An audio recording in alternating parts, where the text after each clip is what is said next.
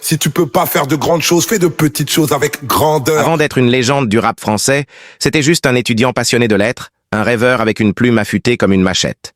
Né à Kinshasa, Youssoupha Mabiki débarque en France, le cœur chargé d'héritage.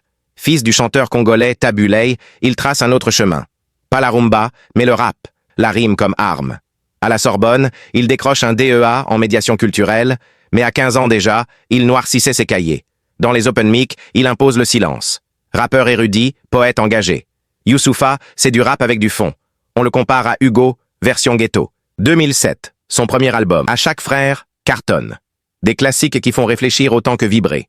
Puis viennent, sur les chemins du retour, Noir Désir, NGRTD, des albums puissants, profonds, entre introspection, dénonciation, identité et spiritualité. Mais ce n'est pas qu'un MC.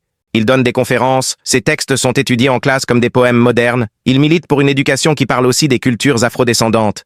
En 2012, il fonde son propre label Bomaye Music, pour garder sa liberté, mais aussi produire la relève. En 2020, il signe la chanson des Bleus pour l'Euro. Un choix critiqué, mais assumé. Et puis Mon Roi, en 2021. Pas juste un son. Une lettre d'amour d'un père à son fils. Un texte intime, puissant, où chaque mot pèse autant qu'un serment.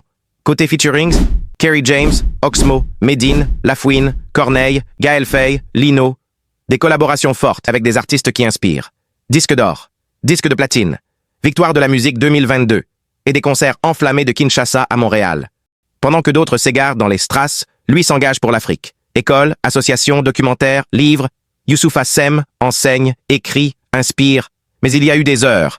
En 2011, accusé d'appel à la haine. Il a toujours répondu avec élégance, avec des mots sans jamais chercher à plaire, juste à dénoncer. Aujourd'hui, il prépare un livre autobiographique, participe à plusieurs documentaires. Et si tu l'as pas encore écouté, le 24 janvier 2025, Youssoupha a frappé fort avec son 7e album, Amour suprême. Un uppercut de lucidité qu'il présente comme son projet le plus abouti, porté par son cœur et son âme, de l'écriture à la production. Fidèle à ses valeurs, loin du bruit, un artiste complet, engagé.